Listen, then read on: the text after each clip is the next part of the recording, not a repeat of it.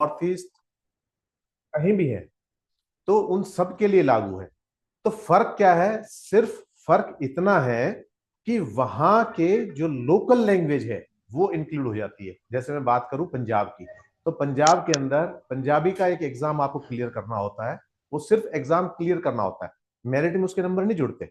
इसी तरह से स्टेट स्पेसिफिक, जैसे गुजरात की बात करें तो गुजरात का एक पेपर आपने देना होता है लैंग्वेज का, बाकी सब सेम रहता है। अब जहां जहां के बच्चे जिस भी स्टेट से जुड़े हुए हैं उनको सिर्फ वहां की लैंग्वेज करनी होती है, लेकिन नॉर्थ इंडिया के बच्चे सारे, क्योंकि हिंदी है वहां, तो उनको कोई हिंदी का जर्नल एग्जाम आता है और उसके अलावा कोई नहीं आता।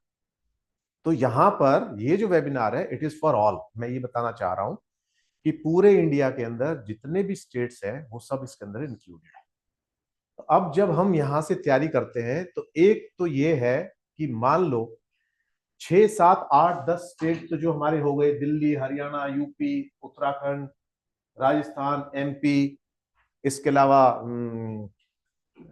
आपका छत्तीसगढ़, ये सब तो हिंदी भाषी है, तो इनके अंदर तो लैंग्वेज की जरूरत नहीं है।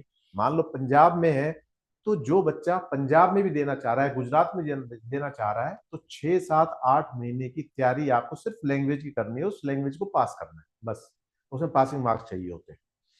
और बाकी स्टेट्स के अंदर तो मैंने बता ही दिया आपको कि लैंग्वेज का है। और दूसरी बात जो आती है, बेरेक्स तो मोर और लेस वही है और वही आपको तैयार करने हैं। आपका सिलेबस मोर और लेस सेम है, सिर्फ थोड़ा सा फर्क आता है लोकल लॉज का। जैसे राजस्थान के अंदर जो लोकल लॉ है वो अलग है, हरियाणा के अंदर अलग है, उनका भी बेसिक मैं बताऊंगा कि कहां तक जितने भी लोकल लॉ है थ्रू आउट इंडिया वो कहां तक सेम मिलेंगे और उसके अंदर अलग क्या मिलेगा। तो हम यदि ऐसा पढ़ते हैं तो कई बार क्या होता है, बच्चा फोकस करता है मेन पार्ट के ऊपर। जैसे जो बड़े सब्जेक्ट्स हैं, बड़े सब्जेक्ट कैसे, यदि हम क्रिमिनल की बात करें तो जैसे क्रिमिनल के अंदर बीएनएस हमें करना है, तो बीएनएस और बीएनएसएस, और उसके अलावा हमारा बीएसए, भारतीय साक्ष्य अधिनियम, तो ये 3 हो गए। अब जो भारतीय साक्ष्य अधिनियम है ये दोनों पे एप्लीकेबल होगा, ये आपके सिविल लॉ के अंदर भी इंक्लूड होगा और आपके ये क्रिमिनल लॉ के अंदर भी इंक्लूड होगा। तो इसको तो भारतीय साक्ष्य अधिनियम को तो बहुत ही गहराई से और डीपली करना है, आप इसको छोड़ना नहीं है। उसके अलावा यहां यदि सिविल की हम बात करें तो सीपीसी। अब सीपीसी के साथ क्या पढ़ना है वो हम सारे देखने वाले हैं। और इसके अलावा जब क्रिमिनल लॉ की तैयारी करेंगे तो किस तरह से करेंगे, उसके अंदर क्या क्या चीजें करेंगे, वो सब हम देखने वाले हैं। यहां जो मेन चीज है कि जब हम इन मेन एक्ट्स को उठाते हैं, क्योंकि सारा दारोमदार आपका इन्हीं पे रहता है, जब इनको हम तैयार करते हैं तो हमारे जो छोटे लॉज हैं वो छूट जाते हैं कई बार। तो हम ये बताएंगे कि कहां तक कॉमन है और कॉमन सेंस से कैसे उनको किया जा सकता है। ये भी कि मान लो लोकल एक्ट कोई आपका छूट भी गया तो भी कोई घबराने की बात नहीं है, क्योंकि लोकल एक्ट से आता है लेकिन इतना नहीं आता। मेन जो फोकस रहता है वो जो मेन आपके ये है एक्ट्स है उनके ऊपर रहता है, किसके साथ क्या पढ़ना है ये सारी चीज हम देखेंगे।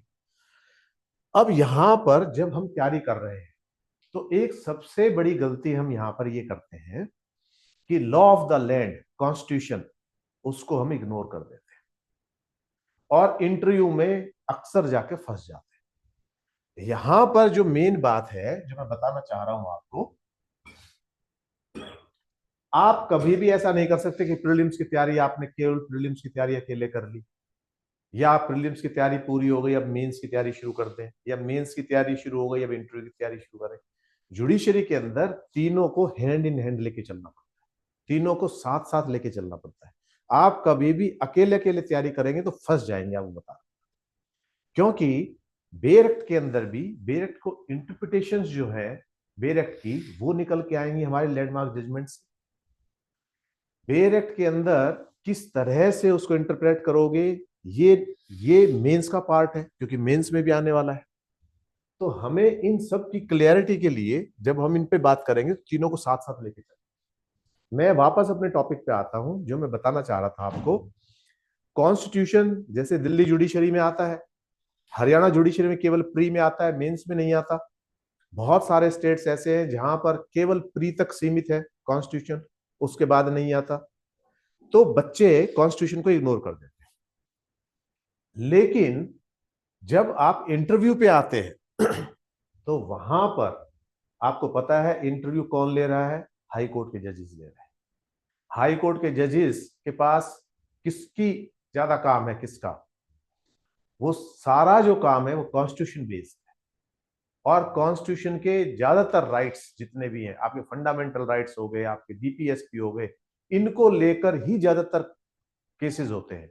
रिट्स जो डलती हैं वो सारी इनके बेसिस पे डलती हैं।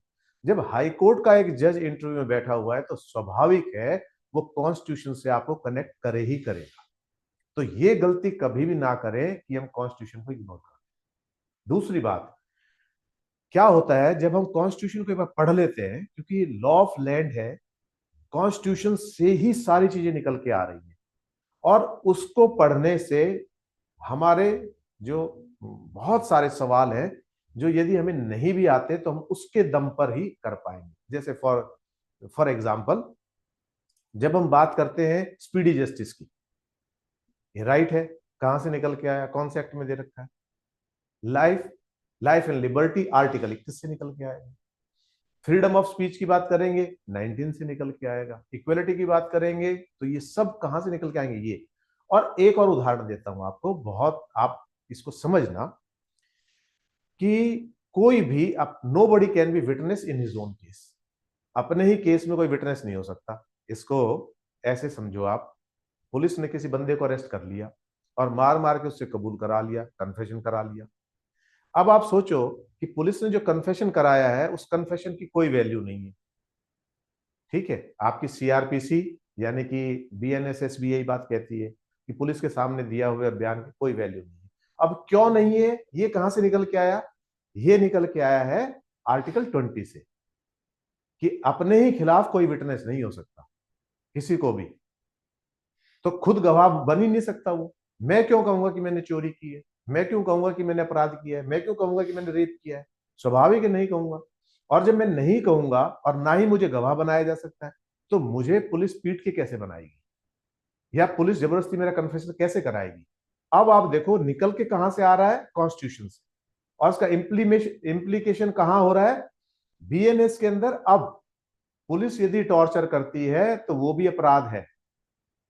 ग्रीवियस हर्ट के अंदर भी आया हुआ है। ग्रीवियस हर्ट जब हम पढ़ेंगे तो ग्रीवियस हर्ट में ये है, यदि पुलिस टॉर्चर कर रही है तो टॉर्चर पुलिस कर रही है तो उस समय वो भी अपराध है, और पुलिस भी इसके दायरे में लिया है पुलिस को भी। यदि पुलिस कन्फेशन कराने के लिए मारपीट करती है, थर्ड डिग्री करती है। अब आप देखो इसको कनेक्ट हमने कैसे किया है।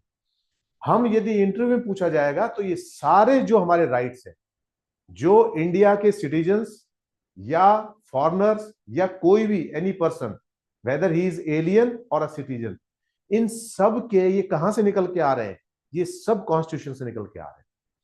तो सबसे पहली बात है कि कॉन्स्टिट्यूशन जो है, कॉन्स्टिट्यूशन का आपने यूज करना है। जब तक आप कॉन्स्टिट्यूशन को नहीं पढ़ोगे,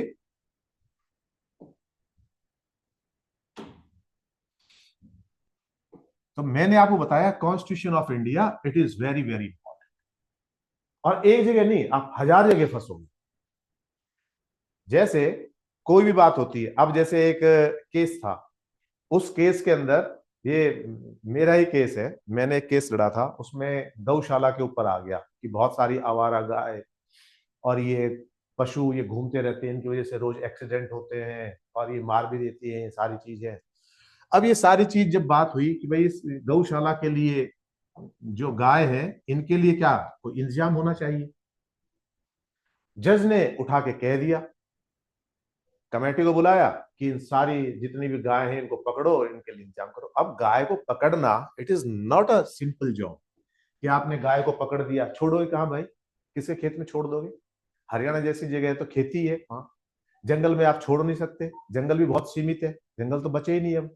तो फिर आप कहां करोगे? तो फिर आपको कोई अल्टरनेट गौशाला बनानी पड़ेगी, कोई उनके लिए बाड़ा बनाना पड़ेगा। अब वहां बाड़ा बनाना है तो आपको वहां उनको खाना खुराक भी देनी पड़ेगी, उसके लिए पैसा कहां से आएगा? बजट कहां से आएगा? तो ये सारी चीजें अब यहां पर, यदि आपको ये पता है डीपीएसपी, कि आप कोई भी चीज कब लागू करा सकते हैं, जब स्टेट के पास फंड्स हो। अब स्टेट्स अपनी प्रायोरिटी पे चलती है, स्टेट एजुकेशन के लिए काम करेगी, स्टेट मेडिकल के लिए काम करेगी, स्टेट और चीजों के लिए काम करेगी, और जो जरूरी चीज स्टेट ने कर रखी है उनके फंड्स को यदि आप डाइवर्ट कर दोगे तो अब जिसने डीपीएस भी नहीं पढ़ रखा वो यहां फंस जाएगा। तो यहां पर डीपीएसपी को कैसे बैलेंस करेंगे, एक आदमी की सेफ्टी को कैसे बैलेंस करेंगे। अब एक गाय किसी को टक्कर मार रही है तो उसकी सुरक्षा का भी तो सवाल है। सड़क के ऊपर यदि ट्रैफिक को हिंडर कर रही है, हिंड्रेंस क्रिएट कर रही है, ऑब्स्टिकल क्रिएट कर रही है, तो उसमें भी तो ये सारी चीजें हैं। तो इन सारी चीजों को हम किसके शेड के अंदर, किसकी छाया में कर रहे हैं एक्सप्लेन, सब कॉन्स्टिट्यूशन ऑफ इंडिया की। तो इसलिए मेरा आप सबसे ये अनुरोध है कि जब भी तैयारी शुरू करें तो सबसे पहले कॉन्स्टिट्यूशन ऑफ इंडिया से ही स्टार्ट करें। और यहां पर ऐसी ऐसी टर्म्स निकल के आएंगी, जैसे एक टर्म आती है beyond, beyond India, without and beyond India. अब बियॉन्ड इंडिया तो समझ में आ गया कि ये इंडिया का मैप है। ये सपोज सपोज करो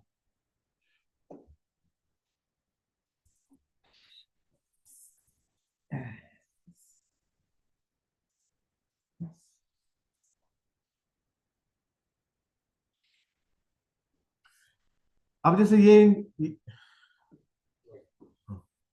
ये इंडिया है एग्जाम्पल, ठीक है।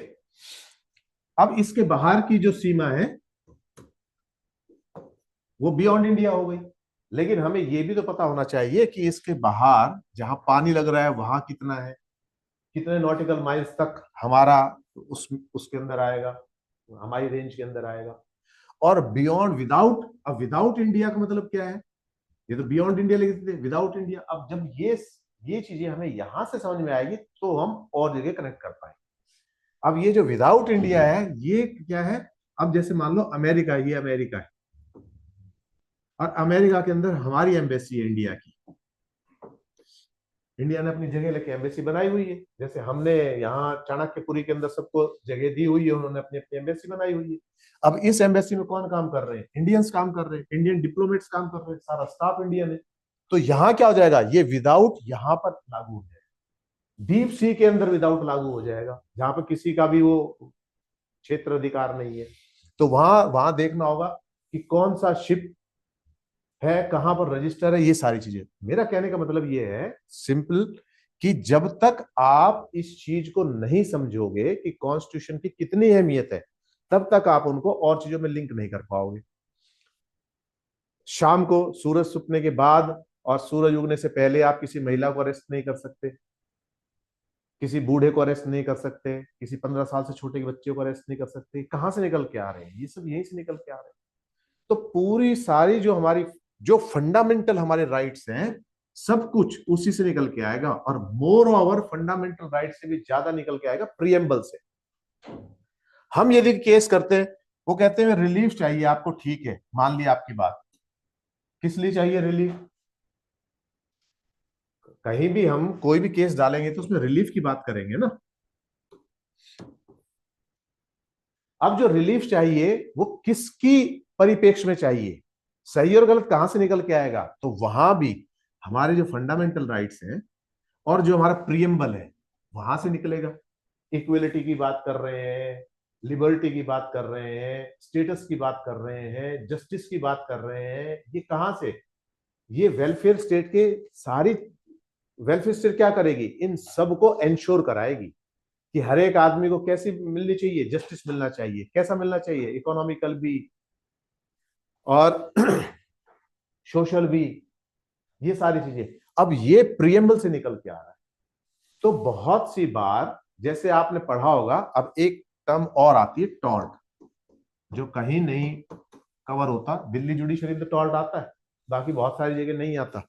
लेकिन अब ये टॉर्ट, टॉर्ट भी इसी की, इसमें स्टेट को, हम जब स्टेट के अगेंस्ट जाएंगे तो पहले ही देखेंगे कि स्टेट्स की पावर क्या है, स्टेट्स अपने सिटीजन को दे क्या रहा है, स्टेट और सिटीजन के बीच में रिलेशन क्या है, स्टेट और स्टेट के बीच में रिलेशन क्या है, स्टेट और सेंटर के बीच में रिलेशन क्या है, गवर्नमेंट के और प्राइवेट पार्टनरशिप है उनके अंदर क्या रिलेशन है। ये सारी चीजें हमें पता होंगी तो ही हम आगे बढ़ पाएंगे, वरना कहीं ना कहीं यदि आपने कॉन्स्टिट्यूशन को इग्नोर कर दिया तो मैं कहता हूं 15 से 20% आपकी हमेशा क्लियरिटी में कमी रहेगी, इतनी। इससे ज्यादा भी हो सकती है, मैं तो मिनिमम कर रहा हूं, बेयर मिनिमम। तो यहां तक पहली बात जो मैं बताना चाह रहा था वो ये था कि जब भी स्टार्ट करेंगे प्रिपरेशन तो कॉन्स्टिट्यूशन ऑफ इंडिया से। इसके बाद दो हैं, एक तो हमारे हैं प्रोसीजरल लॉ।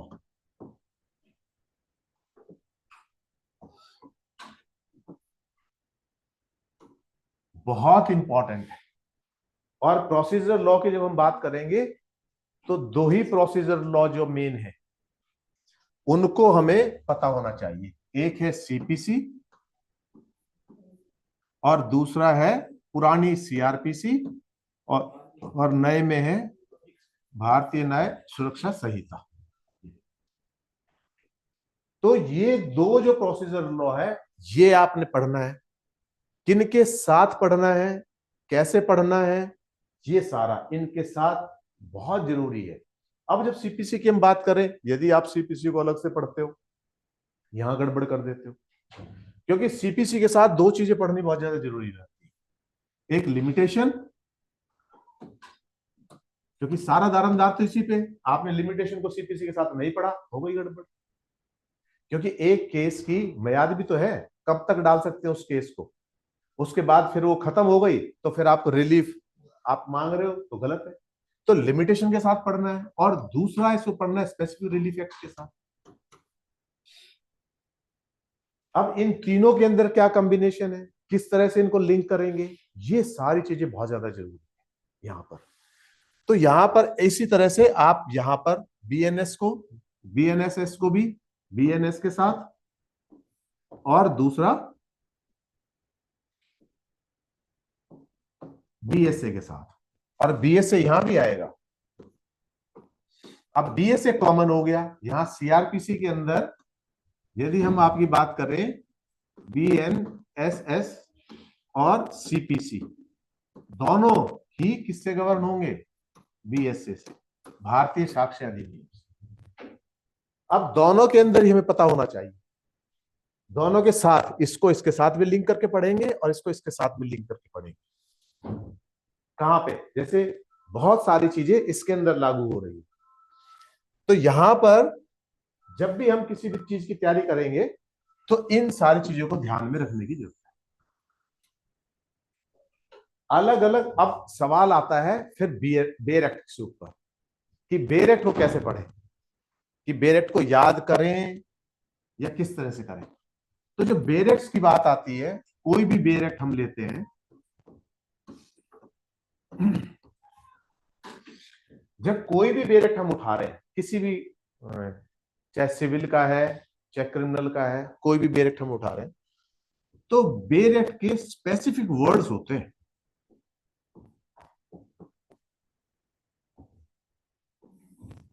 उनको जब तक आपने नहीं समझा तब तक आप आगे जुडिशरी के अंदर जा ही नहीं सकते।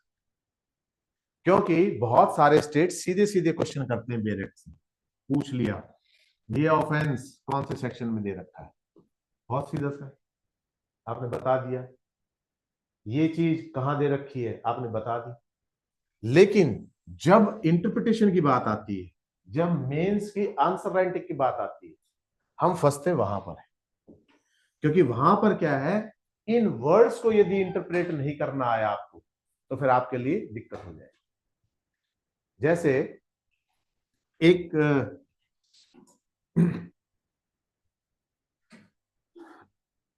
गार्जियन कौन है, नेचुरल गार्जियन कौन है, ये मैं एग्जांपल दे रहा हूं।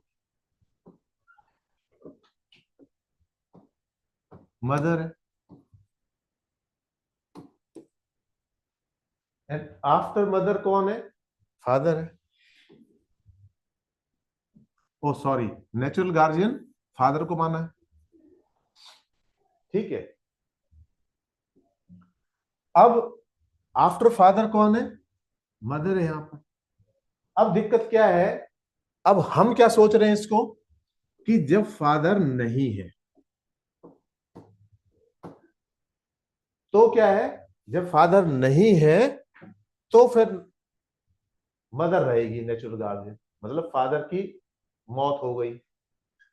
लेकिन यहां पर इस चीज को समझना बहुत ज्यादा जरूरी है। यहां पर क्या है, एक केस लॉ मेरे पास आया था, उसके अंदर if father is running away from his liabilities, यदि फादर अपनी जिम्मेवारी से भाग रहा है, जिम्मेदारी से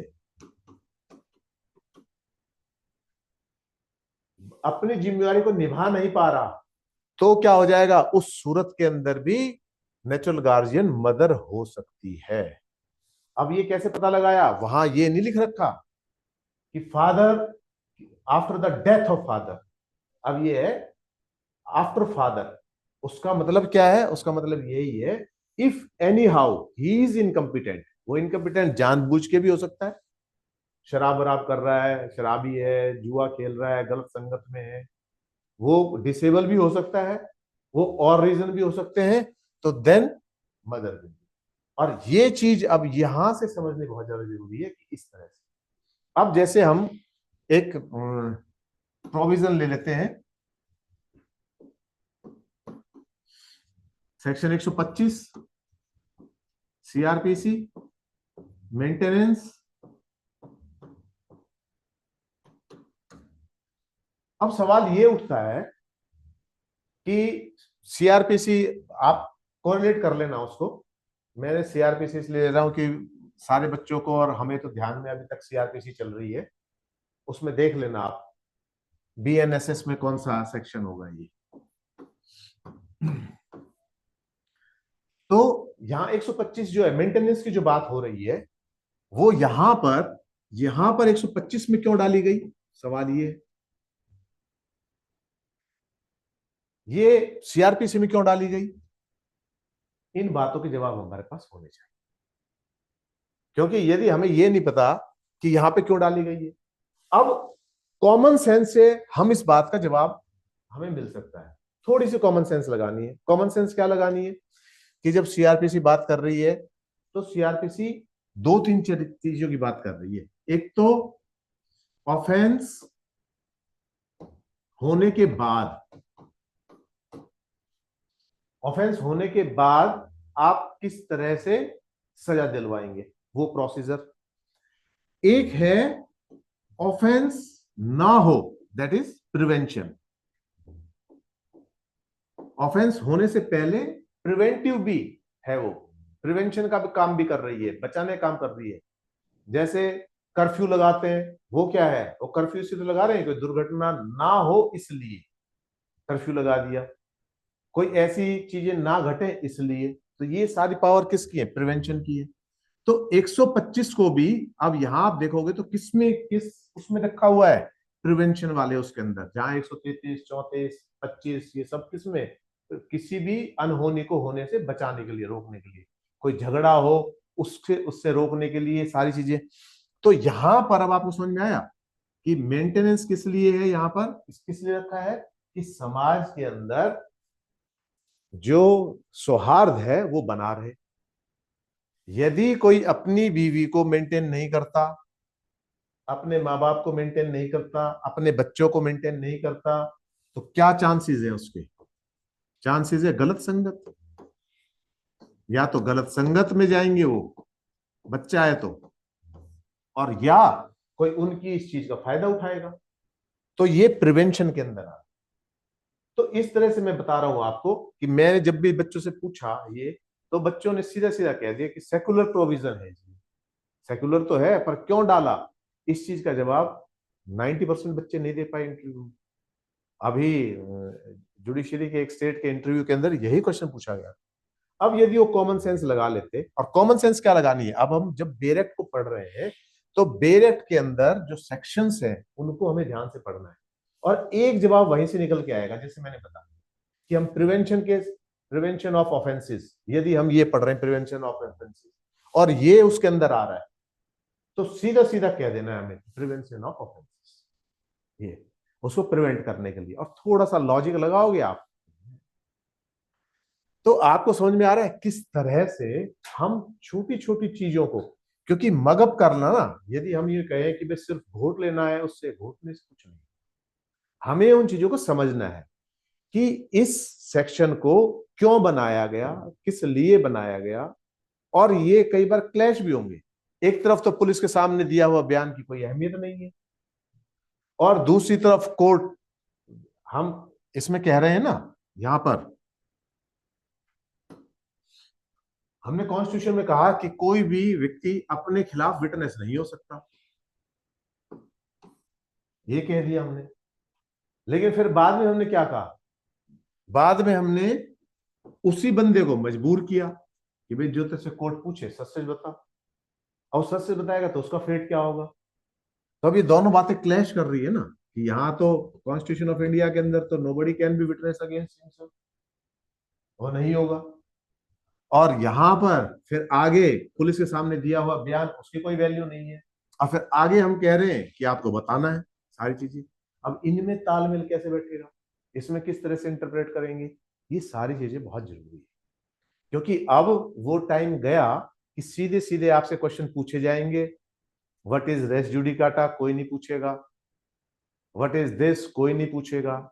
आपको केस लॉज के आधार पर आपके मेंस के क्वेश्चन फ्रेम होंगे।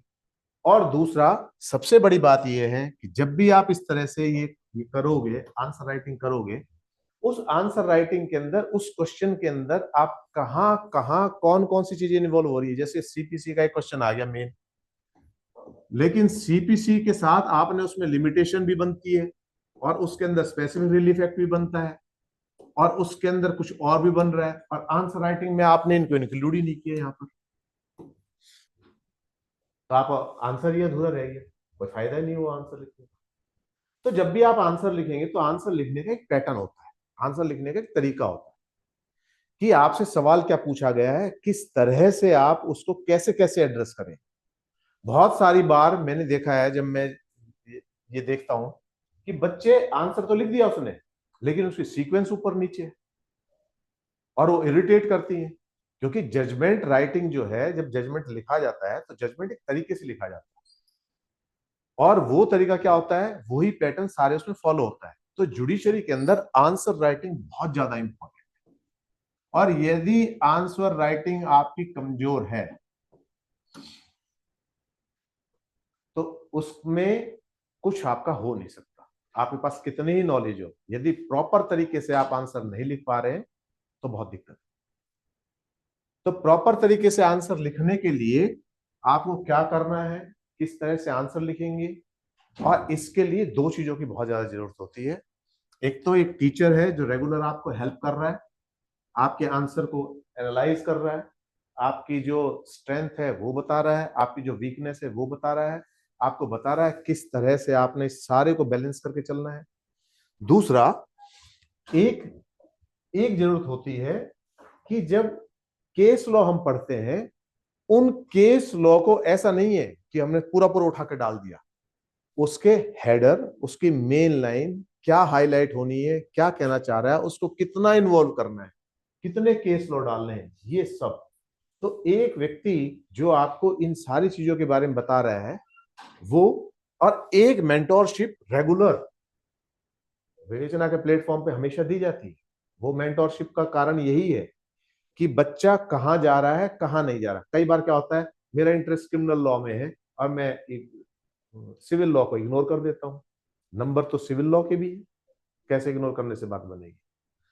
तो एक जब हम तैयारी करेंगे तो बैलेंस तैयारी में, उसमें प्री की तैयारी कैसे करेंगे, मेंस की तैयारी कैसे करेंगे, और साथ साथ इंटरव्यू की तैयारी कैसे इंटरव्यू की तैयारी कैसे करेंगे।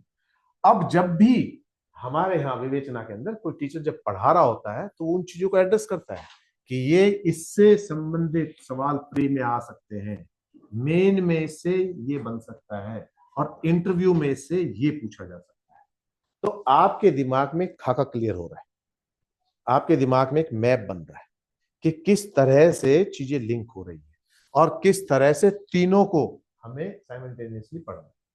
और ये काम जब भी आप पढ़ेंगे तो उस समय ही, यदि टाइमली आपको गाइडेंस मिलती रही तो बहुत अच्छा है। अदरवाइज यदि आपने गलत पैटर्न पकड़ लिया, गलत कोई चीज पकड़ ली, प्री को खाली पढ़ना शुरू कर दिया, प्री के लिए मेंस को इन्वॉल्व नहीं किया या इंटरव्यू को इन्वॉल्व नहीं किया, तो बाद में आपके लिए तालमेल बैठाना बहुत भारी हो जाता है। जैसी आदत एक बार बन जाती है, फिर वो उस आदत को रिकवर करना बहुत ज्यादा मुश्किल हो जाता है। तो यहां पर मैंने इन चीजों पर फोकस किया आपका। और अब केस लॉ कहां से आएंगे? अब ऐसा तो है नहीं, अब हमने ज्यादातर हम देखते होंगे लैंडमार्क केस हमारे 1859 के, 1901 के, इस तरह के हैं। वो हैं, वो तो हैं। वो किस लिए थे? क्योंकि हमारे जो बेर एक्ट्स थे वो नए नए बने थे, इंटरप्रिटेशन के लिए तो ठीक है, उनकी इंटरप्रिटेशन भी जब तक चल रही है उसको बेस मान के बच्चा तैयारी कर रहा है। लेकिन आज इस बदलते हुए दौर के अंदर रोज नए नए केस आ रहे हैं, तो यदि आप उनसे अपडेटेड नहीं है तो फिर कुछ नहीं हो सकता। जैसे मेंटेनेंस के ऊपर ही, अब मेंटेनेंस के ऊपर क्या है, एक वर्ड आता है अनेबल टू मेंटेन।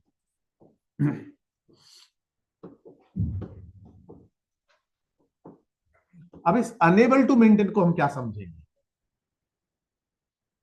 इस अनेबल टू मेंटेन का मतलब यहां पर यह है कि कुछ इन्फर्मिटी, कुछ डिसेबिलिटी, कोई ऐसी चीज है कि जिससे वो सक्षम नहीं है। यहां पर ही इज नॉट एबल, यहां पर। लेकिन अक्सर क्या हो रहा है, अब हम देख क्या रहे हैं केसेस के अंदर, कि पत्नी इसलिए काम नहीं करती क्योंकि उसको पति से मेंटेनेंस क्लेम करनी है। तो यहां अनेबल टू मेंटेन को बहुत अच्छे सुप्रीम कोर्ट ने डिफाइन किया है। पहले ये था कि पत्नी काम नहीं कर रही, ठीक है मेंटेनेंस दे दो। कितना कमा रहा है पति? इतना कमा रहा है, उसका 1/4 या 1/3 दो मेंटेनेंस में, छुट्टी करो। लेकिन अब बदलते दौर के अंदर हस्बैंड भी क्लेम करने लग गए, साहब ये एबल है, ये कमा सकती है। और उसने अभी एक लेटेस्ट जजमेंट आया है, उसमें क्या कहा है, उसमें सुप्रीम कोर्ट ने कह दिया कि गुजारा भत्ता थोड़ी है ये कोई, तो वो गुजारा भत्ता कोई बेरोजगारी भत्ता थोड़ी है कि आप मेंटेनेंस क्लेम कर रहे हो, आपको कोई नौकरी नहीं मिल रही तो आपने हस्बैंड से क्लेम करना शुरू कर दिया। आप लायक हो, करो अपना। तो इन सारी चीजों में बदलाव आ रहे हैं। तो ये जब तक आप बिल्कुल इसको अपडेट नहीं करोगे उसके साथ, तब तक बात नहीं बननी। तो अब हमने देखा कि judiciary is not about mugging up bear acts, why most aspirant fail even after coaching. अब कोचिंग के अंदर भी क्या होता है, एक टीचर आया और उसने आपको बेयर एक्ट पढ़ा दिया, लेकिन जब एक बेयर एक्ट को दूसरे के साथ, जैसे मान लो हम क्रिमिनल की बात करें, तो बीएनएसएस को बीएसए के साथ और बीएनएस के साथ जब तक आप लिंक नहीं करेंगे, और अदर क्रिमिनल एक्ट के साथ भी लिंक करना जरूरी है, जब तक आप उनको लिंक नहीं करेंगे तब तक आप अच्छे से तैयारी नहीं कर पाएंगे। तो यहाँ दिक्कत यहाँ यही आती है कि एक टीचर आया, उसने एक बेयर एक्ट उठाया और एक बेयर एक्ट पूरा करा दिया, लेकिन जब तक उनको उनका जो कनेक्शन है वो कैसे बनेगा, किस तरह से बनेगा, ये आपने नहीं बताया, तब तक बहुत सारी दिक्कत है। और बेरेट को याद करना ये आपके लिए 40% लाभदायक हो सकता है, समझना इट कैन बी 90 to 95। अब आप सोचो कि इसको घोटना है, याद करना है या ये करना। बहुत सारी छोटी छोटी चीजें, छोटी छोटी चीजें, जैसे 3-4 उदाहरण मैंने दे दिए आपको, और ऐसे ही बहुत सारे, जब भी आप इसके थ्रू जाएंगे तो बहुत सारे उदाहरण इस तरह के आए। और दूसरी बात ये होगी, why most aspirant fail, coaching के बाद भी फेल क्यों कर जाते हैं, वो इसी वजह से फेल कर जाते हैं। क्योंकि प्री निकालना, मान लो 100 वैकेंसी आई है किसी भी स्टेट के अंदर, 100 है, अब इसके 10 टाइम्स ले लिए, 1000 का प्री हो गया। स्ट्रगल तो अब शुरू होती है कि जो ये 1000 बच्चे आए हैं, ये सारे बच्चे जद्दोजहद करेंगे अपने को इन 100 में लाने के लिए। इसमें से फिर मेन में 3 टाइम्स, इसमें से तो यानी कि 300, 400 के आसपास ये आपके मेंस में आ गए, उसके बाद इंटरव्यू में इस तरह से। तो यहां पर प्री क्लियर करना it is not an achievement जब तक कि आप मेंस और इंटरव्यू फोकस नहीं करते, क्योंकि इन तीनों को तैयार करोगे तो ही यहां तक इस 100 में अपनी प्लेस डाल पाओगे, अदरवाइज तो बिल्कुल भी नहीं। तो लेटेस्ट जजमेंट्स क्या सुप्रीम कोर्ट के आ रहे हैं, क्या हाई कोर्ट के आ रहे हैं, और इवन ट्रायल कोर्ट्स के भी कई बहुत शानदार जजमेंट आ रहे हैं। तो उन सारी चीजों को हमें ध्यान में रखना है। ठीक है। ये मैं पहले बता चुका हूं, balance between civil law and criminal law. हमारा एक रुझान होता है, एक एटीट्यूड होता है, और हम किसी को सिविल लॉ पसंद है, किसी को क्रिमिनल लॉ पसंद है, और वो अपनी पसंद के हिसाब से उसको टाइम ज्यादा देना शुरू कर देता है, और ये इग्नोर रह जाता है। लेकिन इसको भी समझना बहुत ज्यादा जरूरी है। अब जैसे मान लो हिंदू मैरिज एक्ट है या मुस्लिम लॉ है, मुस्लिम लॉ से क्वेश्चन आ जाते हैं। अब मुस्लिम लॉ को बच्चे, मैंने देखा है 100% बच्चे क्या करते हैं, उसको घोटते हैं, ये पढ़ लिया, ये पढ़ लिया, मुत्ता विवाह ये है वो है। यदि आपको उसको जर्नलाइज करें, उसको आप यदि समझ लें, तो फिर कोई दिक्कत नहीं आने वाली। लेकिन जब तक आप समझोगे नहीं उसको, और घोटे में तो कहीं ना कहीं कंफ्यूजन रह ही जाता है। और जब प्रेशर पड़ता है प्री के अंदर, जब आप बैठे होते हो, टाइम का प्रेशर है और सारे प्रेशर है, तो फिर आपको लगता है इसमें से कौन सा है, वो ना होते हुए कंफ्यूजन हो जाता है। तो इसलिए इन सारी चीजों को बिल्कुल आसानी से समझना है। देखिए, आईएएस आईपीएस के मुकाबले में जुडिशरी के एग्जाम बहुत ही, समझो, आसान है, बहुत आसान है। वो आसान इसलिए है कि उसके अंदर वास्ट सिलेबस है, लेकिन यहां सिलेबस प्रिस्क्राइब्ड है। यहां सिर्फ आपको एक दिक्कत आने वाली है, वो है जीके की या करंट की। जब आप प्री में आएंगे तो उसमें लगभग 25% करंट और जीके लीड है, और ये जो 25% है, यही आपको मार्जिन बनाता है। यदि मैं अपनी बात करूं, तो मेरी लैंग्वेज के अंदर, क्योंकि ऐसे राइटिंग मेरी बहुत अच्छी थी, तो मेरा जो वो मार्जिन था, वो इतना ज्यादा हो गया था कि मुझे यहां मदद मिल गई इसके अंदर।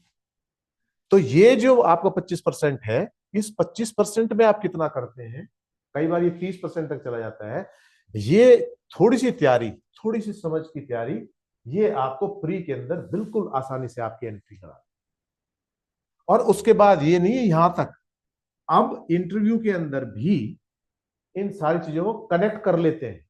क्योंकि एज ए जज जब आप आएंगे, तो जज आएंगे तो आप आइसोलेशन में नहीं रहेंगे, आप पब्लिक से जुड़ेंगे, पब्लिक की समस्याओं का एड्रेस करेंगे। तो पब्लिक में होने वाली समस्याओं को भी आजकल इंटरव्यू में पूछा जाता है। और यदि करंट को आपने, यहां जीके और करंट को बिल्कुल हल्का हल्का हम बताएंगे किस तरह से, बहुत ज्यादा टाइम नहीं देना।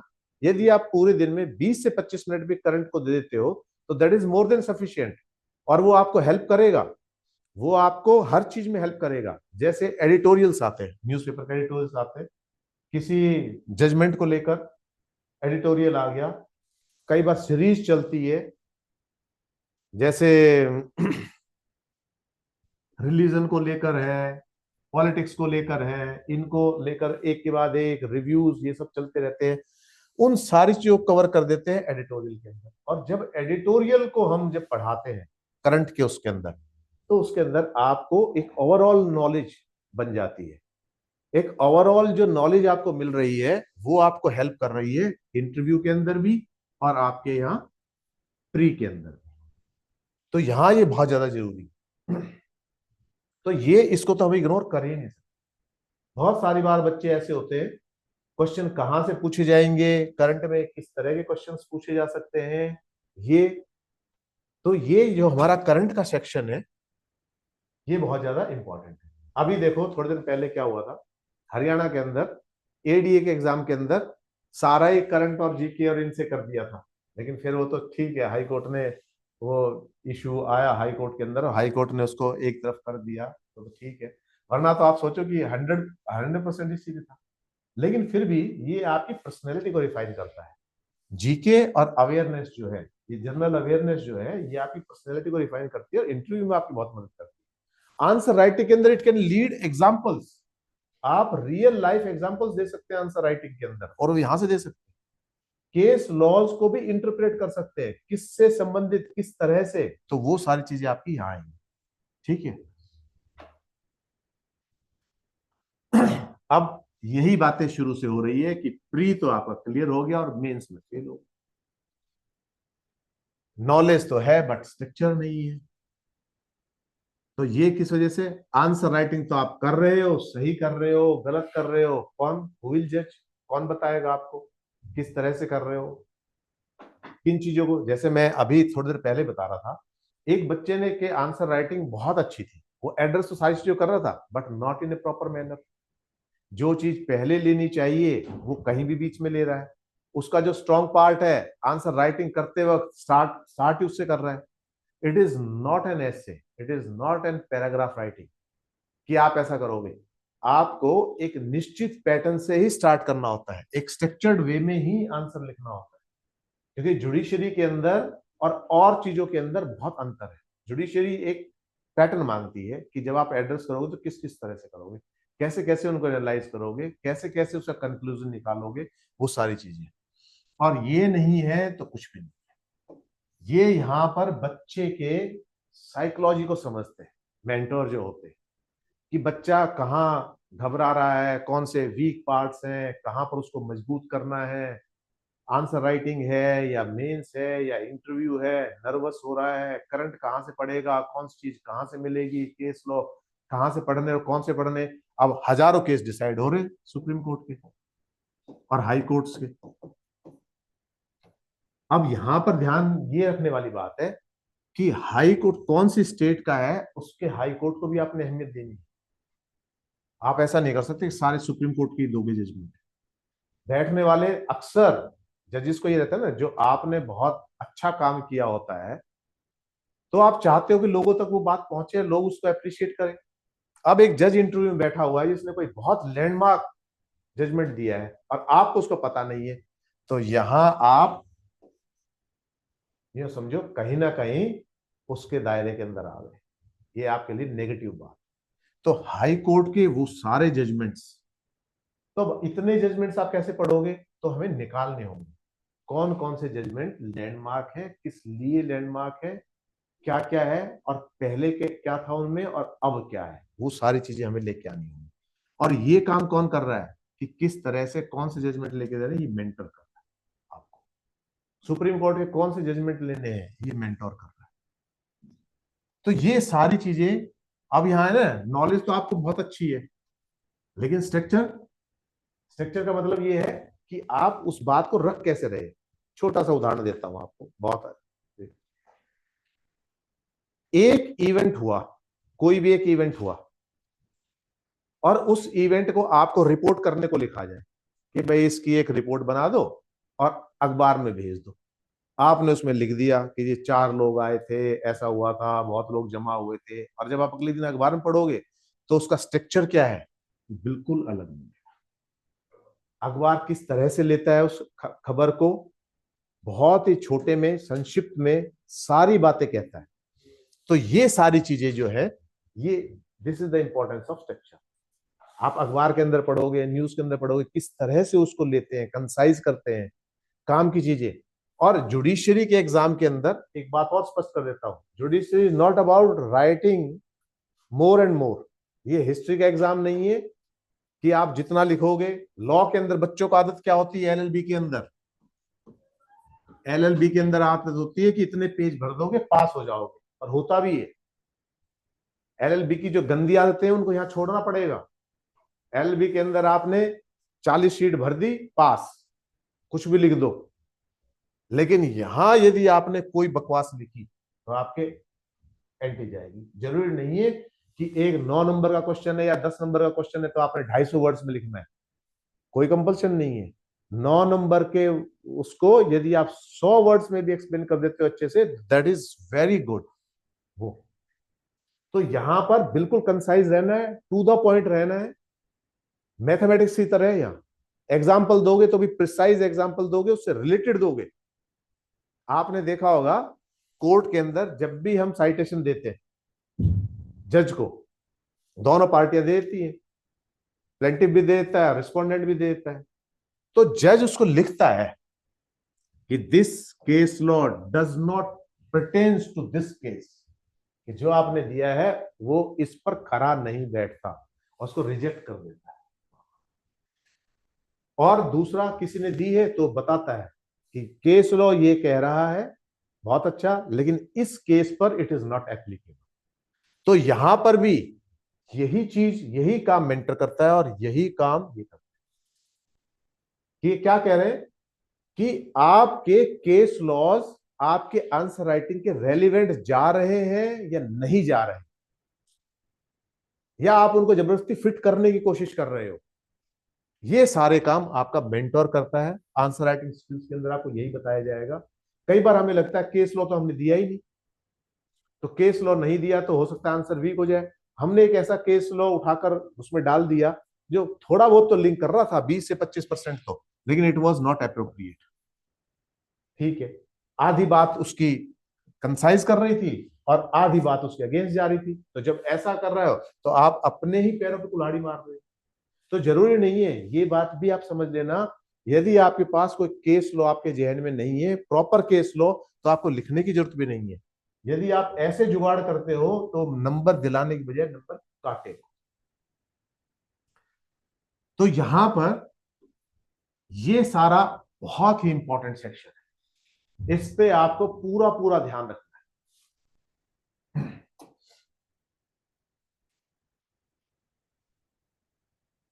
ये मैंने एक छोटा सा बनाया है। जो भी आप लिख रहे हो, जो भी कर रहे हो, यहां पर आकर वो चेंज कर रहा है आपकी शॉर्टकमिंग्स। आपने आंसर लिखा, बहुत अच्छा लिखा, एप्रोप्रिएट वर्ड्स नहीं है तो गड़बड़ हो जाएगी। आपके जुडिशियल वर्ड्स नहीं है तो गड़बड़ हो जाएगी। जुडिशरी के अंदर एक प्रॉपर वर्ड है एक चीज के लिए, बहुत लंबे उसको, उसकी जगह आप वो वर्ड छोड़कर बहुत लंबा एलोबरेट कर रहे हैं, गड़बड़ हो जाएगी। तो ये सारी चीजें यहां पर, ये सारी चीजें हम यहाँ पर जुडिशरी विवेचना के प्लेटफॉर्म पर आपको बताने वाले हैं किस तरह से आपने आंसर राइटिंग करनी है। इसका एग्जाम्पल हम देंगे।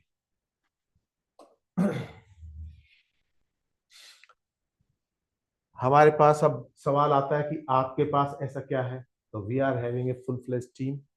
हमारी टीम के अंदर सीनियर एडवोकेट्स भी हैं, रिटायर्ड जजेस भी हैं, और फैकल्टी मेंबर्स भी जिनको अच्छा खासा एक्सपीरियंस है, जो निकाल भी चुके हैं एग्जाम, वो सारे हमारे पास फैकल्टी मेंबर्स हैं। और समय समय पर इनकी गाइडेंस बहुत ज्यादा जरूरी है। इनकी गाइडेंस इसलिए जरूरी है कि प्रैक्टिकल जो चीजें हैं वो ये फेस करते हैं। आपने देखा होगा अभी 3 साल की प्रैक्टिस जरूरी कर दी। क्यों कर दी? वो इसीलिए की है कि ये पार्ट कमजोर रहता है। जुडिशरी तो क्वालिफाई कर गए, लेकिन जजमेंट राइटिंग के समय जब रियल सिचुएशन फेस करते हैं तो हाथ पैर फूलते हैं, गलतियां होती है। आपको बताता हूं कि बहुत सारे लोग पहले 3 साल में ही जॉब छोड़ जाते हैं। बहुत सारे लोगों के अगेंस्ट हाई कोर्ट एक्शन ले लेता है, सेशन जज एक्शन ले लेते हैं। वो सारा किस लिए? वो सिर्फ इसलिए क्योंकि रियल और प्रैक्टिकल एक्सपीरियंस उनके पास नहीं है। विवेचना इसलिए पर्टिकुलर सेशंस कराता है कोर्ट के अंदर। जो ऑफलाइन वाले हमारे बच्चे हैं उनको स्पेशल हम कोर्ट में लेके जाते हैं। जो कोई बहुत अच्छा केस होता है उसका क्रॉस कैसे करना है, ये सब करना है, ये सारी चीजें आप पढ़ लोगे सारी चीज। मैं एक छोटा सा उदाहरण दे रहा हूं आपको, आपने सारी चीजें पढ़ ली, लेकिन हाउ टू क्रॉस एग्जामिन ये कहाँ आ रहा है? बताओ कौन से बे एक्ट में है? ये आपको पता ही नहीं, क्रॉस एग्जामिनेशन कैसे करें, क्या क्वेश्चन पूछेंगे, किस तरह से पूछेंगे। ये तो पता है कि क्रॉस एग्जामिनेशन होना चाहिए, लेकिन किस तरह से, वो यहां से निकल के आएगा। और इसीलिए ही 3 साल के एक्सपीरियंस को जरूरी किया है। और ऐसे ही नहीं किया, सुप्रीम कोर्ट के पास, सुप्रीम कोर्ट ने ऑब्जर्व किया ये चीज कि नए जो जजेस आ रहे हैं 1 साल की ट्रेनिंग के बावजूद भी they are not competent enough. कहीं ना कहीं कमजोरी है, क्योंकि practical experience, they are lacking that experience, इस वजह से। ठीक है। और ये सब यहाँ फिर एक बहुत इंपॉर्टेंट है कि ऐसा नहीं है कि हमने 5 बच्चे 10 बच्चे बैठा लिए और मेंटोरशिप स्टार्ट कर दी, नहीं। हर इंडिविजुअल बच्चे की दिक्कतें उसके साथ जुड़ी हुई है, वो किस चीज की फेस कर रहा है, तो उसके लिए 1-to-1 मेंटोरशिप है ये सारी चीजें। और इससे पहले वो आप हमारी वेबसाइट पे जाके देख लेना। हर साल अच्छे खासे नंबर्स में हमारे पास यहाँ से जुडिशियल ऑफिसर्स निकलते हैं, तो वो बताने की जरूरत ही नहीं है। विवेक नायक अपने आप में नाम है इस चीज को लेते हुए। तो अब यहाँ पर identify your weak areas, get a state specific plan, no payment required today. आज की तो कोई है ही नहीं, और ऐसे ही वेबिनार हम आने वाले समय में भी करते रहेंगे। बच्चों को स्पेसिफिक क्वेश्चन है तो हम उनको भी ले सकते हैं। हाँ जी, हाँ जी। एक अब बताने वाली बात यह है कि हम क्या दे रहे हैं। तो हमारा जो कोर्स है ये ड्यूरेशन 15 मंथ्स, 15 महीने हम इसलिए कह के चल रहे हैं। लोग बाग साल भर के अंदर भी करा देते हैं और कराते ही हैं साल भर के अंदर, लेकिन हम ये जो 2-3 महीने एक्स्ट्रा है ये केवल इसलिए है आंसर राइटिंग के लिए, मेंस के लिए, कि आपने पढ़ा दिया। अब उसकी परफॉर्मेंस, जब तक हम उस परफॉर्मेंस को देख नहीं लेते बच्चे की, तब तक उस बच्चे को अपने आप तैयारी करने पर नहीं छोड़ते। और वो स्टिल इन 15 महीने के बाद भी बहुत सारे बच्चे हमसे कनेक्टेड रहते हैं, बाद में अपनी दिक्कतों के लिए आते रहते हैं। वो सब है। 400+ आवर्स हमारे रहेंगे इसमें। मास्टर स्ट्रोक क्लासेस, अभी पूछोगे आप मास्टर स्ट्रोक क्या है, तो जैसे ही एग्जाम आता है तो उसके तुरंत रिवीजन, ये वो सब मास्टर स्ट्रोक में होंगी।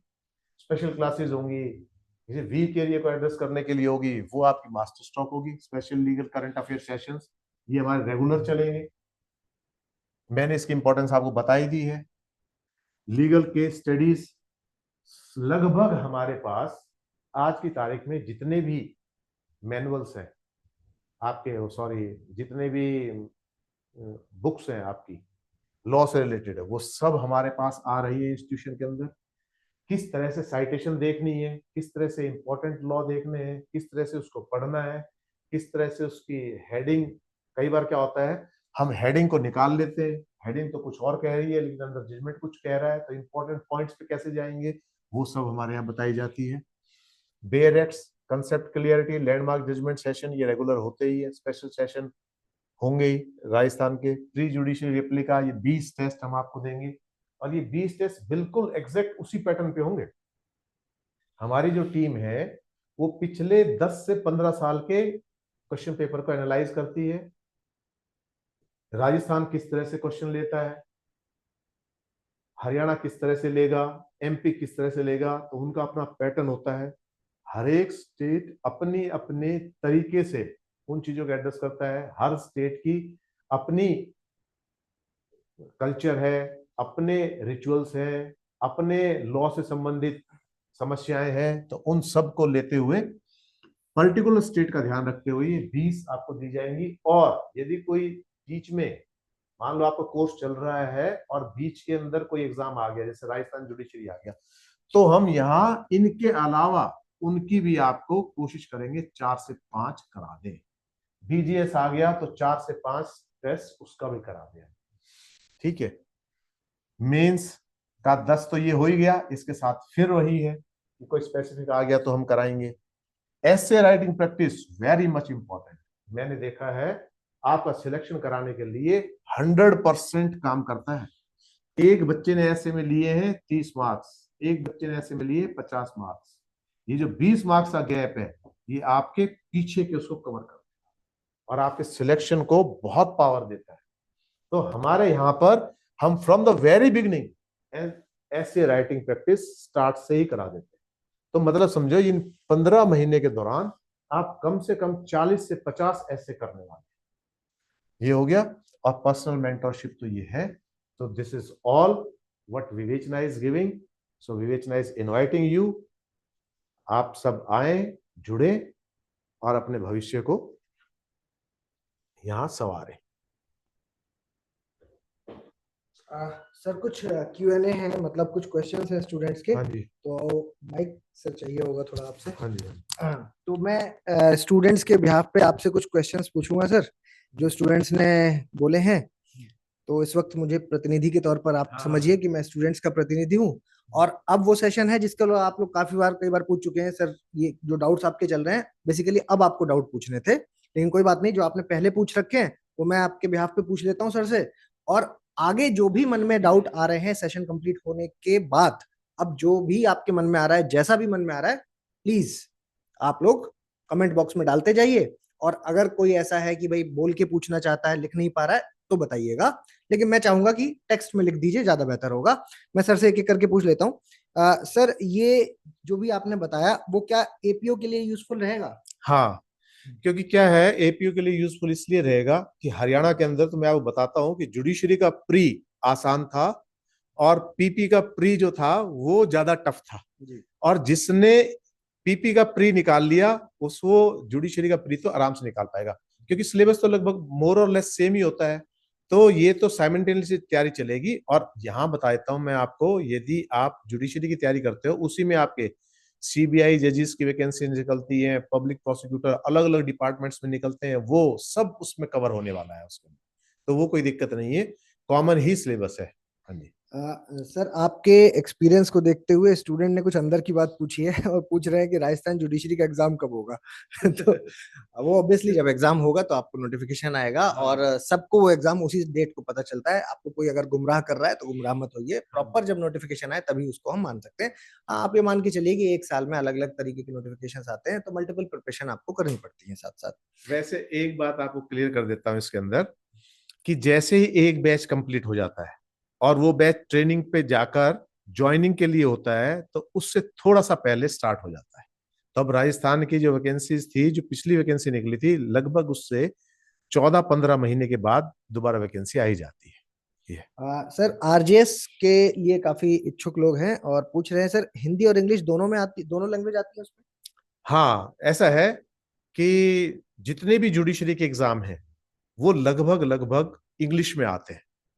और शायद आरजेएस के लिए मैं कंफर्म करके बता दूंगा, क्योंकि पिछली बार बात चल रही थी दोनों ही लैंग्वेजेस में, तो इस बार हुआ है, नोटिफिकेशन में ये क्लियर हो जाएगा। अदरवाइज आप इंग्लिश ही मान के चले। सर, एक बढ़िया क्वेश्चन रूबी सिंह ने पूछा है। ये इनका क्वेश्चन है कि सर, हायर जुडिशरी में सिलेक्शंस नहीं हो रहे हैं, ये एक मिथ है या फिर लोगों में कमी है और अपनी कमी को छुपाने के लिए इस तरह की बातें होती हैं? नहीं, हायर जुडिशरी में सिलेक्शन होते हैं, क्यों नहीं होते। हायर जुडिशरी का क्या होता है कि हायर जुडिशरी दो स्टेज पे होती है हमारे यहाँ। तो यदि हम पहले करें तो एक होता है एडीजेस।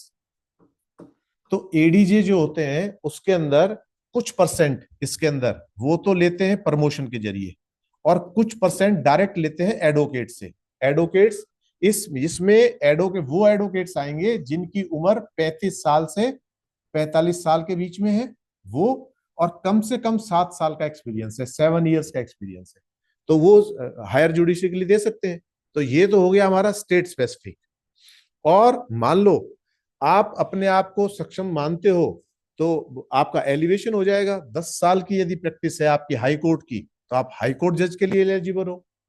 और 10 साल की यदि सुप्रीम कोर्ट की है, तो सुप्रीम कोर्ट के जज के लिए आप एलिजिबल हो। तो कोई बात ही नहीं है, और होती है, वैकेंसी निकलती है। कभी भी कोई भी स्टेट डायरेक्ट पूरी वैकेंसीज प्रमोशन के जरिए फिल नहीं करता, ये हायर जुडिशरी के अंदर वो हमेशा एडवोकेट्स को इन्वॉल्व करता है ये। आ, सर, एक आपके लिए है क्वेश्चन सर। वैसे मैं आपको बता देता हूँ सर, बेसिकली हरियाणा से है। तो क्वेश्चन ये है कि हिंदी इंग्लिश दोनों में पढ़ाएंगे आप या नहीं हाँ, पढ़ाएंगे? बिल्कुल बिल्कुल। आ, हिंदी इंग्लिश के साथ अगर आप चाहेंगे तो सर हरियाणवी में भी पढ़ा देंगे। तो मतलब उसके लिए आपको मेरे ख्याल से इस इंस्टीट्यूट में पूरी तरीके से भरोसा किया जाना चाहिए हाँ, कि अगर हिंदी मीडियम स्टूडेंट है तो उसको हिंदी मीडियम की तरह ट्रीट किया जाएगा। हमारे यहाँ सेपरेटली अलग अलग batches, Hindi medium separate batch और हाँ, इंग्लिश मीडियम का भी सेपरेट बैच हमारे यहाँ अवेलेबल हाँ। होता है। तो उसके लिए आपको परेशान होने की जरूरत नहीं है। और सर तीनों भाषाओं में आपको पढ़ा सकते हैं, और हिंदी इंग्लिश आपको शायद जरूरत है तो वो यहाँ पे मिल जाएगा। और इसके अलावा सर, एक क्वालिटी मजिस्ट्रेट चाहिए, कितने मार्क्स, शायद ये किसी का इनका आपस का डिस्कशन था। एक दिव्या शर्मा ये पूछ रही है sir, my enrolment with the bar council was completed 2 years ago, 2 साल पहले इनका कंप्लीट हुआ था। However during the initial period I could not actively engage in the court practice in the year 2025. I have independently filed 2 cases and have been regularly appearing before the court in both matters. In view of this, I kindly seek clarification as to whether I would be eligible to appear for the judicial service exam after completing 1 year of such practice. हाँ, तो क्या नाम है इनका? दिव्या शर्मा। ये दिव्या। यहाँ बेटा मैं इसको क्लियर कर देता हूँ कि नए एडवोकेट को यहाँ जब 3 साल के प्रैक्टिस की बात आ रही है, तो प्रैक्टिस के अंदर you can join some senior also. तो यदि सीनियर भी लिख के देता है तो भी काफी है। 3 साल की जो प्रैक्टिस है आपकी वो होगी आपके एनरोलमेंट से, कि पर्टिकुलर बार के अंदर आपका एनरोलमेंट है। नए वकीलों को जरूरी थोड़ी केस मिलते हैं, तो यहाँ number of cases doesn't matter, कितने केसेस आपने किए कितने नहीं किए। यदि आप किसी को असिस्ट भी कर रहे हैं तो भी then it is also good. तो यहाँ नंबर ऑफ केसेस मैटर नहीं करते और ना कोई ऐसी स्पेसिफिकेशन है। लेकिन हाँ, हायर जुडिशरी के अंदर यदि आप जाते हो तो नंबर ऑफ केसेस है। तो एटलीस्ट जैसे हरियाणा के अंदर कम से कम 35 केस आपने एक साल में किए हुए होने चाहिए। और इतनी रिटर्न, रिटर्न भी एक, पहले 5.5 लाख की थी, 5.5 लाख की रिटर्न भी फाइल होनी चाहिए। तो ये है उसके लिए। बाकी लोअर जुडिशरी के लिए ऐसी कोई कॉम्प्लिकेशंस नहीं है। नए वकीलों केस नहीं भी मिलते 5-6 महीने, तो वो तो किसी के साथ आप जूनियरशिप कर रहे हो, that is more than sufficient. Sir Tripti का क्वेश्चन है, what is the fee structure of judiciary batches and when it's starting. तो वो मैं, अनाउंसमेंट कर दीजिए जो हमारे हाँ वेबिनार के स्टूडेंट्स के लिए स्पेशल यहाँ पर डिस्काउंट आपने जो डिसाइड किया है हाँ, वो एक बार तो बता दीजिए। वेबिनार्स के जो स्टूडेंट हैं जो इस समय पार्टिसिपेट कर रहे हैं, तो we are straight way giving them 50% off. तो इसके लिए जो हमारा नंबर है वो है, आप लिख लीजिए यहाँ, ये है 8053099154। इस नंबर पर आप कर सकते हो। आप बताइए कि मैंने वेबिनार ज्वाइन किया था, और वो they will check it out कि, और वो उसके बाद straight way they will give discount. और बाकी इस नंबर पर आपको जो मतलब जो भी जानकारी चाहिए रिलेटेड टू कोर्सेज, कब स्टार्ट हो रहा है, कौन सा कोर्स स्टार्ट हो रहा है, ईच एंड एवरीथिंग हमारे जो रिप्रेजेंटेटिव हैं वो आपको यहाँ पर बता देंगे। ठीक है, तो आपको वो वाला पार्ट है जो वो कॉल करेंगे तब आपको सारी पता चल जाएंगी। अदरवाइज इस पर एक अलग से सेशन लेंगे क्योंकि मल्टीपल कोर्सेस है ना। तो कौन सा किसके लिए है, तो हम सारे, अगर आपकी डिमांड होगी तो आप ऐसे यूट्यूब सेशंस में आप कमेंट करके बात बोल सकते हैं या फोन पे भी बोल सकते हैं, तो हम इस पर एक वीडियो भी आपको बना करके बता देंगे। ठीक है, इसके अलावा सर ऑफलाइन, सर सर मैं हिंदी मीडियम से हूं तो क्या जुडिशरी का एग्जाम नहीं दे पाऊंगी। नहीं, आप दे सकते हो, कोई दिक्कत नहीं है। और बल्कि हिंदी मीडियम क्या, इंग्लिश में ज्यादा आसान पड़ती है। हिंदी में तो कई बार टेक्निकल टर्म्स ऐसी हो जाती है कि हमें ही दिक्कत होती है। सर मेरे ख्याल से हाँ, जुडिशरी में हिंदी इंग्लिश का बैरियर नहीं है। बैरियर नहीं है कोई भी। हाँ जी। आप खुद भी शायद हाँ सर शुरुआत से तो हिंदी मीडियम में ही थे हाँ, और फिर उसके बाद देखिए मतलब मेरी पढ़ाई हिंदी मीडियम से हुई। मैं तो गांव के स्कूल में पढ़ा था। छठी के अंदर मैंने पहली बार एबीसी सीखी थी। तो मतलब हिंदी और इंग्लिश को लेकर के जो स्टूडेंट्स के अंदर बैरियर है, तो पहले तो इस चीज को बिल्कुल दिमाग से निकालना होगा हाँ, कि ये किसी भी तरीके का कोई रुकावट बन सकता है। आपको पढ़ाते समय बताते समय जो बोलचाल की भाषा है उसमें समझाया जाता है चीजों को, जैसे सर ने आज वेबिनार में सारी चीजों को समझाया, और जब चीजें आपके दिमाग में सेट हो जाती हैं तो फिर आप उसके बाद अपनी प्रेफर्ड लैंग्वेज में उसको लिख सकते हैं। तो हिंदी मीडियम से तो एग्जाम दे सकते हैं, इसमें कंफ्यूजन जैसा कुछ भी नहीं है। ठीक है, इसके अलावा सर जम्मू कश्मीर से एक है, आई am from Jammu and Kashmir, can I apply for the other state हाँ, एग्जाम। बिल्कुल कर सकते हैं। ऐसा है, आप किसी भी स्टेट जुडिशरी के एग्जाम में अपियर कर सकते हैं। जैसे थोड़ा सा बैरियर मैंने स्टार्टिंग में बताया था, लैंग्वेज का आता है। वो लैंग्वेज का पेपर कुछ स्टेट्स ने कंपलसरी कर रखा है, उसमें भी आपको सिर्फ पास होना है, 33 नंबर लेने हैं, दैट्स इट, बस। उससे ज्यादा आपको कुछ नहीं करना। तो अदरवाइज आप किसी भी स्टेट के लिए you are very much eligible. Tripti, offline batches पर ऑनलाइन, ऑफलाइन क्लासेस पर ऑनलाइन बैचेस जो आप पूछ रहे हैं, तो ये 3 तरह की सुविधाएं अवेलेबल हैं। जैसे ऐसा स्टूडेंट जो हरियाणा में है, क्योंकि हमारा centre Gurgaon sector 14, sector 14, old DLF colony, ठीक है, तो यहाँ पर मौजूद है। तो अगर आप आ सकते हैं तो मोस्ट वेलकम है आपका, है ना, आप इनवाइटेड हैं, आप आइए। अगर आप यहाँ से क्लास ले सकते हैं तो हम तो यही चाहेंगे कि ऑफलाइन क्लासेस लें। अगर इनकेस स्टूडेंट हरियाणा के बाहर है तो obviously it is not possible कि आप यहाँ पर आ पाएंगे, तो हमारे पास प्योर ऑनलाइन बैचेस भी अवेलेबल हैं। और अगर ऐसा स्टूडेंट है कि वो ये चाहता है कि नहीं सर मुझे वही क्लास जो ऑफलाइन चल रही है वही क्लास आप मुझे ऑनलाइन भी दे दीजिए, या फिर आप कुछ ऐसा सिनेरियो रखना चाहते हैं कि हम कभी कभी आएंगे भी और बाकी हम अपने बिजी टाइम पे घर से करेंगे, तो वो हाइब्रिड मोड भी अवेलेबल है। ठीक है, तो तीनों तरह की सुविधाएं हैं, इसमें आपको टेंशन लेने की जरूरत नहीं है, तो ये आपको मिल जाएगा। ठीक है, इसके अलावा सर एक क्वेश्चन जो आ रहा है वो ये है कि सर क्या आप हायर जुडिशरी के लिए भी कोचिंग देंगे या हाँ सबकी common, because I am eligible for the higher judiciary services हाँ, और I have the completed the 10 years of practice. तो हायर जुडिशरी के अंदर सिर्फ इतना होता है फर्क। वो तो आपको बेरेट्स वगैरह सारा, लोअर जुडिशरी की तैयारी तो पूरी पूरी करनी होती है, लेकिन हायर जुडिशरी पे हमारा फोकस रहता है केस लॉस के ऊपर ज्यादातर। आपके इंटरव्यू में उसमें केस रिलेटेड केसेस आएंगे, क्योंकि आप 10 साल का एक्सपीरियंस कर चुके हैं, तो उसका क्वेश्चन पेपर थोड़ा सा अलग होगा। उसके अंदर आपके केस लॉज बहुत ज्यादा इंक्लूड हो जाएंगे। तो यदि आप हायर जुडिशरी की तैयारी करना चाह रहे हैं तो कोई दिक्कत नहीं है। हायर जुडिशरी वाले बच्चों के लिए हम एक स्पेशल बैच चलाते हैं, जिसके अंदर हम उसके अलग सिर्फ वो बताते हैं कि इसमें केस लॉज कैसे प्रिपेयर करने हैं। उसके अंदर आपको एडिटोरियल पढ़ने पड़ेंगे न्यूज़पेपर के, क्योंकि सीधे सीधे आप कहाँ जुड़ रहे हो, आप एडीजे बन रहे हो सीधे वहां जाकर। और आपके एलिवेशन के चांसेस भी यहाँ से, यदि आप प्रॉपर एज में चले गए तो आप हाई कोर्ट जज भी बन सकते हो। बहुत सारे एडीजेस हाई कोर्ट जजेस बने। तो इसलिए केस लॉ पार्ट पे आपको थोड़ा फोकस करना पड़ेगा। बाकी सर हिंदी मीडियम वाले थोड़ा सा परेशान हैं, तो मेरे ख्याल से मैंने बता दी है बात कि हिंदी मीडियम को लेकर के परेशान मत होइए। Sir I am also sir eligible for the higher judiciary, I am from the Delhi. ठीक है, हाँ अगर हायर जुडिशरी के लिए एक सेपरेट बैच अगर मतलब ऑलरेडी हमारे यहाँ जो हाँ चलता है हाँ, वो, तो उसमें खैर किसी भी तरीके की कोई एड प्रॉब्लम ऑन नहीं। हो जाएंगे उसके अंदर। जो रेगुलर बैच चलेगा उसके अंदर हायर जुडिशरी वाले जो बच्चे हैं उनके लिए आंसर राइटिंग स्किल्स अलग होंगी, किस तरह से लिखना है, उनके केस लॉज अलग होंगे, और उनको बताया जाएगा केस लॉज कैसे आपने साइटेशन देखनी है और किस तरह से कौन कौन से केस लॉ किस तरह से पूछे जाते हैं। बस ये चीज का अंतर है, बाकी कॉमन है। बाकी सर एक क्वेश्चन है कि आरजेएस के साथ कौन से स्टेट्स की प्रिपरेशन की जा सकती है? सारे हिंदी वाले स्टेट्स की सबकी की जा सकती है। आप दिल्ली की कर सकते हो, आप हरियाणा की कर सकते हो, एमपी कर सकते हो, यूपी कर सकते हो, उत्तराखंड की कर सकते हो, छत्तीसगढ़ की कर सकते हो। ये सब आपके उसी में जाते हैं। अ, बाकी इसके अलावा शिवांश है जो इनका क्वेश्चन है कि ये बीए एलएलबी है और सर बिहार जुडिशरी का क्वेश्चन पेपर कैसा आता है? देखो, जो बड़े स्टेट्स हैं उनका जो मेरा मानना है उसके अंदर क्या होता है कि प्री जो है वो बेरेक्ट बेस्ड ही होता है।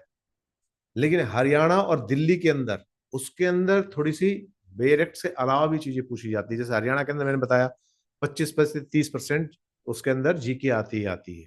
तो इस करके बाकी वहां तो बेरेक्ट को यदि आप ढंग से पढ़ लेते हो तो आप निकाल सकते हो। बिहार के में कोई दिक्कत वाली बात नहीं है। बाकी बैचेस को लेकर के मैं आपको यहाँ पर क्लैरिटी दे दूं। वन प्लस आपके शायद नंबर से आ रहा है ये, तो वन प्लस ने जो मैसेज किया है कि बैचेस के बारे में जल्दी से बताइएगा। तो बात ये है कि बेटा ये बैचेस हमारे ऑलरेडी चल रहे हैं, मतलब ऐसा नहीं है कि कोई नया बैच अब मतलब ऑलरेडी जो ऑनगोइंग बैचेस हैं। और मतलब डिपेंड करता है कि कौन सा स्टूडेंट किस एज का है या किस सेक्शन से आता है। तो हम ऑलरेडी बैचेस चल रहे हैं। ये नंबर आपके सामने जो लिखा है इस पर आप कॉल करके fees related information, batches related information, और जो अगला जो बैच है वो भी सर जो हाँ, अनाउंसमेंट रिसेंटली शुरू होगा। जो अगला डिटेल्स। जो बैच है हमारा, ये मानो आपकी फेब के अंदर शुरू होने वाला है, तो उसके अंदर आप ज्वाइन कर सकते हैं। जी ठीक है, तो वो चीजें हैं फेब में है। और जो ऑनगोइंग बैचेस हैं उसमें मतलब मैक्सिमम क्या होता है कि स्टूडेंट्स की अलग अलग तरह की डिमांड्स होती हैं जुडिशरी में, तो उसके साथ हम मैनेज करते हैं उनको। तो वो खैर एडमिन का पार्ट है और एडमिन पे आप कॉल करके बात कर लीजिएगा। ठीक है, हायर का भी बैच चल रहा है। हाँ जी, हायर का भी बैच चल रहा है जी। हायर वाला भी और जो नॉर्मल वाला है वो दोनों सारी सारी चीजें हैं उस पर सर डायरेक्टली डील करते हैं।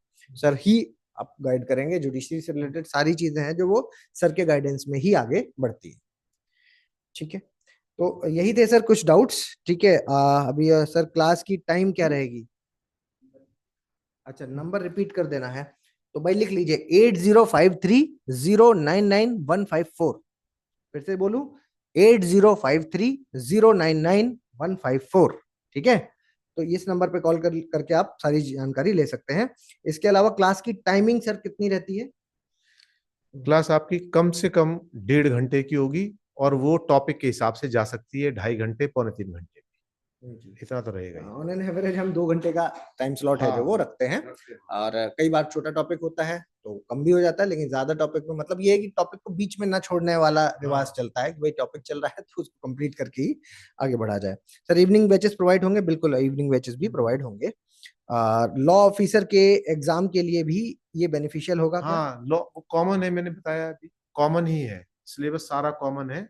एक दो चीज का फर्क पड़ता है। आप आईएएस का भी लिख सकते हो, स्टेट का भी लिख सकते हो, जिसमें ऑप्शनल लॉ ले सकते हो आप, जिनके एलएलबी नहीं है वो भी। फर्क सिर्फ इतना होता है, वहां स्टेट के जब पीसीएस के एग्जाम आप लिखोगे तो उसके अंदर प्रोसीजरल लॉ नहीं आएगा। आईएएस का एग्जाम भी लिख सकते हो आप, उसके अंदर प्रोसीजरल लॉ यानी कि जिसको आप बीएनएसएस या सीआरपीसी पुरानी और सीपीसी ये नहीं आएंगी, बाकी लॉ आएंगे उसके अंदर। तो बहुत कम सिलेबस है, आप वहां भी सोच सकते हो। जब आप इसे तैयारी कर रहे हो तो थोड़ी सी मेहनत करंट में करोगे तो वहां भी निकल सकते हो। ठीक है सर, अभी फिलहाल जो डाउट्स हैं वो यही डाउट्स थे, है ना, अलग से। अच्छा, अभी है आई हैव कंप्लीटेड लॉ, अभी चलते जा रहे हैं डाउट्स। तो आपको 1 मिनट का और समय है, ठीक है। मैं तब तक सर से थोड़ी सी बात करूंगा, इसमें आपने जो भी क्वेश्चन है वो पूछ लीजिए। अगर क्वेश्चन नहीं है तो मुझे लगता है सर अब हाँ हाँ हाँ, एंड कर देना चाहिए इस सेशन को। ठीक है। ठीक है, तो मेरे ख्याल से आपको पूरी कंप्लीट क्लैरिटी है जो वो सर ने यहाँ पर दे दी है ना। बहुत डिटेल में जाकर के सर ने चीजों को बता दिया है कि मतलब इस सेशन में, हालांकि मैंने सर से रिक्वेस्ट किया था सर कि आधे घंटे 45 मिनट का ही रखेंगे, लेकिन सर ने मर्यादा को मैनेज करते हुए कि आपका कोई भी डाउट रह ना जाए, किसी भी चीज को रह ना जाए, सर ने इसको प्रॉपरली पूरी तरीके से डिफाइन किया है, बताया है। ठीक है, तो स्टिल आपके पास जो भी डाउट्स होते हैं तो आप इस पर कॉल करिए। ठीक है, आप अगर कहीं पर भी 1% भी आपको कुछ पूछना है तो सर भी अवेलेबल हो, मतलब हम रिक्वेस्ट करके करवा दिया जाएगा कि सर इस पर आपसे डायरेक्टली बात कर लेंगे। ठीक है, तो देखिए, कंफ्यूज स्टेप के रिजल्ट हमेशा कंफ्यूज होते हैं, तो ऐसा ना हो। तो आपका आपका सबसे पहले जो दायित्व बनता है वो ये है कि कंफ्यूजन को दूर कर लेना है। ठीक है, तो कंफ्यूजन को पूरी तरीके से खत्म करके आप आगे बढ़िए। All the best. और एक दो डाउट और हैं sir. I am giving the JPSC, BPSC, UPSC. Yes, you are most welcome, हमारे यहाँ सारी एग्जाम्स की प्रिपरेशन है। सर आप ग्रुप में बैचेस का भी डिटेल डलवा दीजिए। ठीक है, ये भी करवा दिया जाएगा, बैचेस का डिटेल्स है जो वो ग्रुप में आपको डलवा दिया जाएगा। ठीक है, चलिए, तो सर अभी सेशन को एंड करते हाँ हैं। जी, चलिए, thank you everyone, thank you so much. ठीक है। आप सभी को बहुत बहुत शुभकामनाएं आपके आने वाले भविष्य के लिए। नव वर्ष आपके लिए अच्छा जाए, और इसी कामना के साथ here we end of the session. Thank you. ठीक है, okay, we will be in touch.